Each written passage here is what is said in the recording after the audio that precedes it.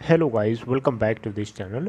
Guys, इस video में हम लोग बात करने जा रहे हैं रिलायंस पावर लिमिटेड के ऊपर। लेकिन शुरू करें उससे पहले आपसे दो रिक्वेस्ट करना चाहूँगा। पहली रिक्वेस्ट ये है कि अगर आप इस चैनल को फर्स्ट टाइम देख रहे हैं तो प्लीज़ सब्सक्राइब कर लीजिए और बेल आइकन को हिट कर लीजिए ताकि आपको वीडियोज़ की नोटिफिकेशन मिलती रहें और आप सबसे पहले देख पाएँ।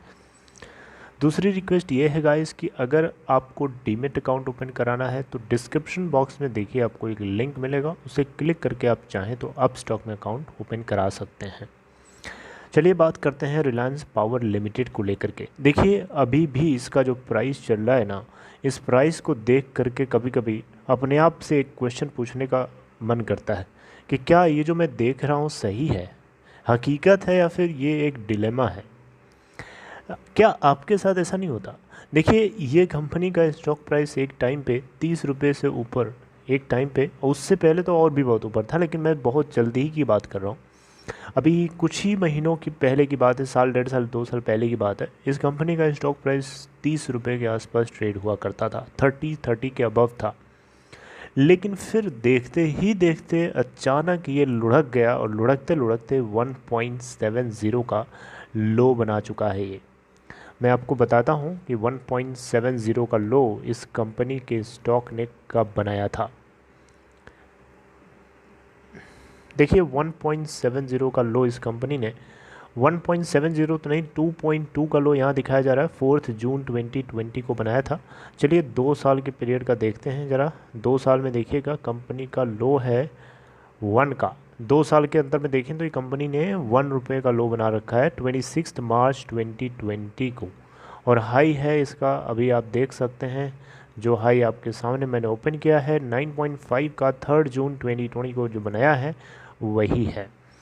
देखिए ये बात आपको यकीन हो या ना हो, लेकिन मैं आपको यकीन दिलाना चाहूँगा कि रिलायंस पावर लिमिटेड का जो स्टॉक आप देख रहे हैं 9.50, जो कि कल के दिन का अपर प्राइस बैंड था, उसी के ऊपर लॉक हुआ 4.97% की तेज़ी के साथ।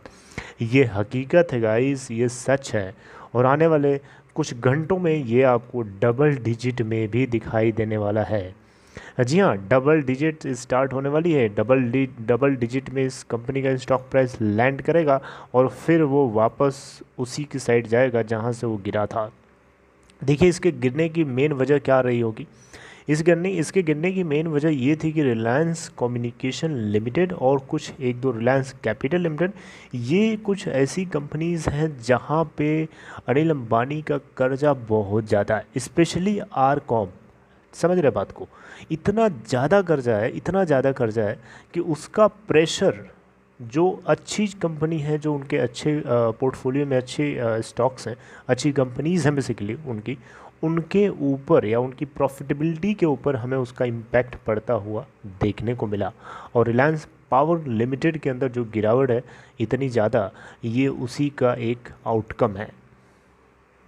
देखिए सिर्फ कल की अगर हम बात करें तो कल 9.45 की ओपन प्राइस के बाद 9.30 का लो बनाया और 9.50 का हाई बनाता है। अपर प्राइस बैंड पे लॉक हो गया था, बहुत जल्दी ही पूरे दिन भर लॉक रहा। 9.50 मतलब 4.97% का अपर सर्किट लग गया था। 12.2 मिलियन यानी 1,22,32,924 total number of shares trade हुए, जिसमें से 42.32% की डिलीवरी भी कल उठाई गई थी। बीएससी के ऊपर देखें तो 69,12,623 टोटल वॉल्यूम ट्रेड हुआ, जिसमें से 100% की डिलीवरी। मार्केट कैप देखिए तो 2,673.29 करोड़ रुपए।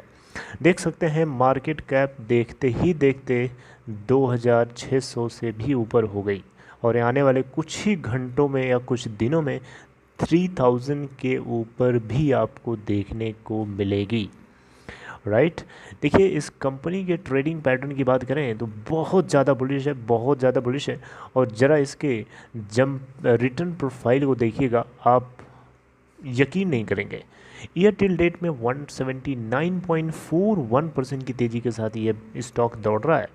एक हफ्ते में देखें तो 10.47% की तेज़ी है, 1 मंथ में 79.25% की जंप, 3 मंथ्स में देखें तो 120.93% की तेज़ी, और 6 मंथ में देखें तो 196.88% की तेज़ी, और 1 ईयर का देखें 352.38% की सीधे सीधे जंप है। 2 ईयर्स का देखें तो 30.14% है पॉजिटिव, और 3 ईयर्स का देखें तो 73.09% की गिरावट आपको देखने को मिलेगी। देखिए अभी भी मैं आपसे बोलूँगा, इस कंपनी के पोर्टफोलियो के अंदर बहुत ही ज़बरदस्त तरीके के एसेट्स हैं, पावर इक्विपमेंट्स हैं, पावर मैन्युफैक्चरिंग इक्विपमेंट्स हैं, और ये एक ऐसी कंपनी है जहाँ से मैं आपको ये चीज़ बार बार बताने की कोशिश करता हूँ, और मैं बार बार बताऊँगा क्योंकि आपको ये चीज़ पता होनी चाहिए। रिलायंस पावर लिमिटेड के पास वो एसेट्स हैं, वो इसके पास क्या बोलते हैं उसे, इसके पास वो मतलब एक दमदार पोर्टफोलियो है, दमदार इसके पास बहुत सारे इक्विपमेंट्स हैं पावर प्रोडक्शन से जुड़े हुए, और जितनी भी मशीनरी लाइबिलिटी एसेट्स हैं इसके पास, वो सारी की सारी बहुत ही ज़्यादा वैल्यूएबल हैं, और इन सभी को यूज़ करके कंपनी जो है अपने पावर सेक्टर में नंबर 1 पोजीशन पे जाके पहुंच सकती है। देखिए पावर सेक्टर में सबसे दिग्गज कंपनी है एनटीपीसी, आपको अच्छे से पता है एनटीपीसी है। एनटीपीसी के अलावा बहुत सारी कंपनीज हैं, लेकिन एनटीपीसी के आसपास पहुंचने की क्षमता है रिलायंस पावर लिमिटेड के अंदर, कहीं उससे भी ज़्यादा चली जा सकती है ऊपर, डिपेंड करता है कि इसका मैनेजमेंट किस तरीके से इसको चलाता है। और अब सबसे खुशी की बात यह है कि रिलायंस पावर लिमिटेड क्वार्टर दर क्वार्टर आपको प्रॉफिट भी दिखाने लगा है। पहले तो ऐसा नहीं होता था, अगर आप लास्ट के कुछ क्वार्टर्स को देखेंगे, ज़्यादा दूर ना जाइए, क्वार्टर 4 का रिज़ल्ट पॉजिटिव आया था, क्वार्टर 3 पॉजिटिव है, क्वार्टर 2 पॉजिटिव है, क्वार्टर 1 का अगर आप देखें तो 1.9 करोड़ का नेट लॉस हुआ था। इसके अलावा क्वार्टर 4 देखें इस प्रीवियस फिजिकल ईयर के यानी मार्च 2020 के अंदर, तो 4,206 करोड़ का नेट बेसिस पे लॉस हुआ था। इससे पहले हालांकि इनको लगातार 3 क्वार्टर में प्रॉफिट हुआ, इससे पहले फिर बहुत ज़्यादा लॉस हुआ, इस तरीके से इससे पहले बहुत ज़्यादा इनको प्रॉफिट होता रहा लगातार। तो एक्सेप्शनली इसको कहीं कहीं लॉस हो गया है, दैट इज़ डिफरेंट पार्ट, लेकिन यहाँ पे हम लास्ट के 3 क्वार्टर से कंसिस्टेंटली देख रहे हैं कि कंपनी लगातार प्रॉफिट बुक कर रही है, जो कि बहुत ही काबिल तारीफ़ है। और मुझे लगता है कि आने वाले टाइम में ये आपको डबल डिजिट के हाईएस्ट नंबर, यानी 99 नहीं मैं बोलना चाहूँगा, डबल डिजिट में हाईएस्ट, यानी मैं 19 की बात करना चाहूँगा। देखिए 18-19 के आसपास ये टच करने की कोशिश करेगा, इतना जल्दी नहीं, लेकिन धीरे धीरे आने वाले टाइम में देखते ही देखते आँखों के सामने ही रिलायंस इंफ्रास्ट्रक्चर लिमिटेड कहाँ था और कहाँ चला गया, आप यकीन नहीं आता तो आप एक बार सर्च करके देख लीजिए। देखिए पावर सेक्टर के लिए सरकार की तरफ से अनाउंसमेंट किया जाना बहुत ही ज़्यादा पूरे कंपनीज़ के लिए बहुत ही ज़्यादा बेनिफिशियल है। देखिए पावर सेक्टर कभी भी ऐसा नहीं हो सकता कि डिमांडेड नहीं रहने वाला। पावर की ज़रूरत किसी भी देश के ग्रोथ के लिए बहुत ज़्यादा ज़रूरी है।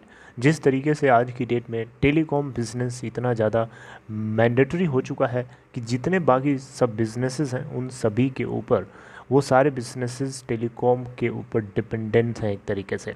तो वैसे ही पावर सेक्टर का बिज़नेस जो है, पावर सेक्टर जो है वो अपने आप में हमेशा से डिमांडेड रहा है और डिमांडेड होने वाला है। आने वाले टाइम में पावर की डिमांड बढ़ेगी ही, कम तो हो ही नहीं सकती किसी भी हाल में। इसलिए मुझे लगता है रिलायंस पावर लिमिटेड अब धीरे धीरे धीरे धीरे ट्रैक पे आने की कोशिश कर रहा है, और आप इसका जो रिफ्लेक्शन है आप इसके स्टॉक प्राइस में धीरे धीरे आप देखिए ज़्यादा जल्दीबाजी ना करिए। मैं आपसे नहीं कह रहा हूँ कि जल्दीबाजी में कुछ कदम उठा लीजिए, बिल्कुल नहीं, आप सोच समझ के कदम उठाइए, और जो भी उठाइए उसकी रिस्पॉन्सिबिलिटी खुद लीजिए। देखिए Reliance power limited ADAG group की कंपनी का एक इम्पोर्टेंट हिस्सा है, और मुझे लगता है कि रिलायंस पावर लिमिटेड अनिल अंबानी के लिए एक लाइफ लाइन साबित हो सकता है, अगर बाकी की प्रॉब्लम्स किसी भी तरीके से इनके भाई की मदद से अगर सॉर्ट आउट कर ली जाती हैं तो एनी हाउ, क्योंकि बाकी की प्रॉब्लम्स को इस कंपनी के थ्रू कैरी ऑन करना बहुत ही मुश्किल हो जाएगा, क्योंकि प्रॉब्लम्स बहुत बड़ी हैं, छोटी मोटी नहीं है। बाकी आपका क्या ख्याल है आर पावर लिमिटेड को लेकर के, आप मुझे चाहें तो कमेंट बॉक्स में बता सकते हैं। आपको इसी तरीके के कंटेंट जो रिसर्च बेस्ड होगा, जो एनालिटिकल बेस्ड होगा, मैं आप लोगों से कंटेंट क्रिएशन के साथ मिलता रहूँगा। Till and take care. I would like to terminate my talks right here in this video. See you guys next time. Good bye.